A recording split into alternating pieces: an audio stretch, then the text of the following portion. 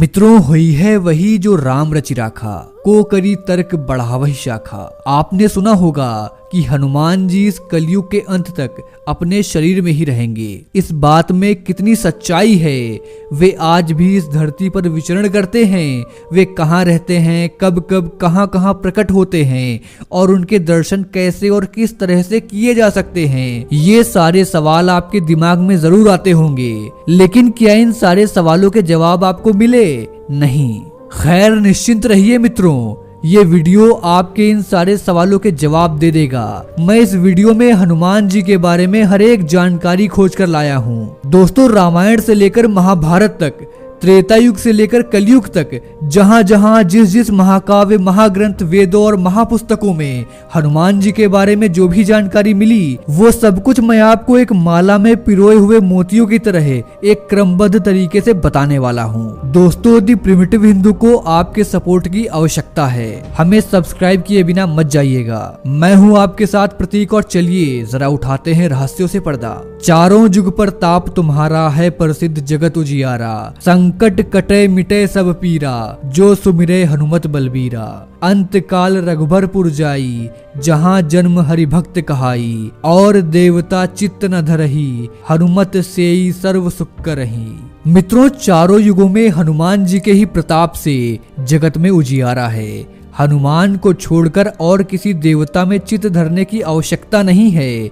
हनुमान जी हमारे बीच इस धरती पे सशरीर मौजूद हैं। किसी भी व्यक्ति को जीवन में श्री राम की कृपा के बिना कोई भी सुख सुविधा प्राप्त नहीं हो सकती है। श्री राम की कृपा प्राप्ति के लिए हमें हनुमान जी को प्रसन्न करना चाहिए। उनकी आज्ञा के बिना कोई भी श्री राम तक नहीं पहुंच सकता। हनुमान जी की शरण में जाने से सभी सुख सुविधाएं प्राप्त होती हैं। इसके साथ ही जब हनुमान जी हमारे रक्षक हैं, तो हमें किसी अन्य देवता और बाबा साधु ज्योतिष की पूजा करने की कोई आवश्यकता नहीं है। मित्रों, हनुमान इस कलयुग में सबसे ज्यादा जागृत और साक्षात हैं। कलयुग में हनुमान जी की भक्ति ही लोगों को दुख और संकट से बचाने में सक्षम है।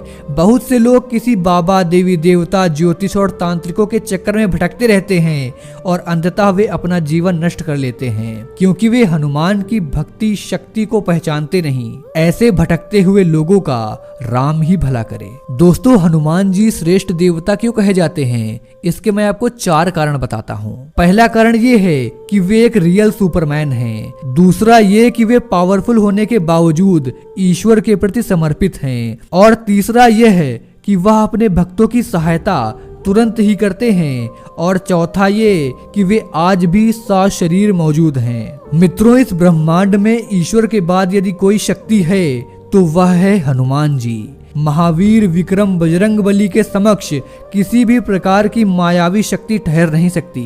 दोस्तों, आज तक आखिर क्यों जीवित हैं हनुमान जी? हनुमान जी इस कलयुग के अंत तक अपने शरीर में ही रहेंगे।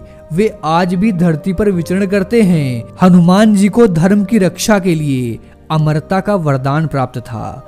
इस वरदान के कारण ही हनुमान जी आज भी जीवित हैं और वे भगवान के भक्तों तथा धर्म की रक्षा करने में लगे हुए हैं। मित्रों, जब कल के रूप में भगवान विष्णु अवतार लेंगे, तब हनुमान, परशुराम, अश्वत्थामा, कृपाचार्य, विश्वामित्र, विभीषण और राजा बलि सार्वजनिक रूप से प्रकट हो जाएंगे। कलयुग में श्री राम का नाम लेने वाले और हनुमान जी की भक्ति करने वाले ही सुरक्षित रह सकते हैं।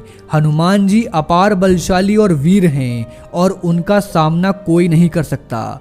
धर्म की स्थापना और रक्षा का कार्य 4 लोगों के हाथों में है, दुर्गा, भैरव, हनुमान और कृष्ण। मित्रों, लंका विजय कर अयोध्या लौटने पर जब श्री राम जी को युद्ध में सहायता देने वाले विभीषण, सुग्रीव, अंगद आदि को कृतज्ञ स्वरूप उपहार दे रहे थे, तो हनुमान जी श्री राम से याचना करते हैं कि हे वीर श्री राम, इस पृथ्वी पर जब तक राम कथा प्रचलित रहे तब तक निसंदेह मेरे प्राण इस शरीर में बसे रहें। इस पर श्री राम उन्हें आशीर्वाद देते हुए कहते हैं कि हे कपि श्रेष्ठ, ऐसा ही होगा, इसमें संदेह नहीं है।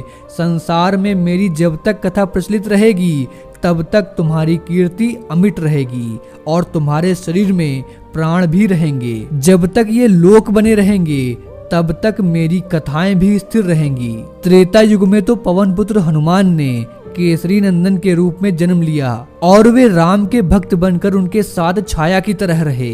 वाल्मीकि रामायण में हनुमान जी की संपूर्ण चरित्र का उल्लेख मिलता है। दोस्तों, द्वापर युग में हनुमान जी भीम की परीक्षा लेते हैं। महाभारत में प्रसंग है कि भीम उनकी पूंछ को मार्ग से हटाने के लिए कहते हैं तो हनुमान जी कहते हैं कि तुम ही हटा लो, लेकिन भीम अपनी पूरी ताकत लगाकर भी उनकी पूंछ को टस से मस नहीं कर पाते।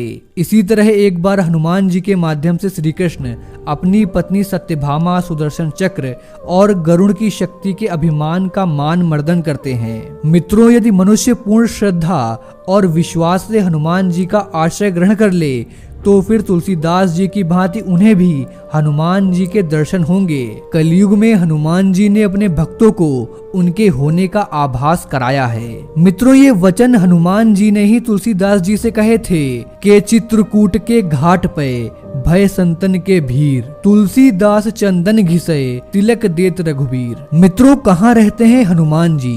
हनुमान जी कलयुग में गंधमादन पर्वत पर निवास करते हैं, ऐसा श्रीमद् भागवत में वर्णन मिलता है। एक बार भीम सहस्त्र दल कमल लेने के लिए गंधमादन पर्वत के वन में पहुंच गए थे, जहां उन्होंने हनुमान जी को लेटे हुए देखा था और हनुमान जी ने भी भीम का घमंड चूर कर दिया था। मित्रों, गंधमादन पर्वत का उल्लेख कई पौराणिक हिंदू धर्म ग्रंथों में मिलता है। महाभारत की पुरा कथाओं में भी गंधमादन पर्वत का उल्लेख मिलता है।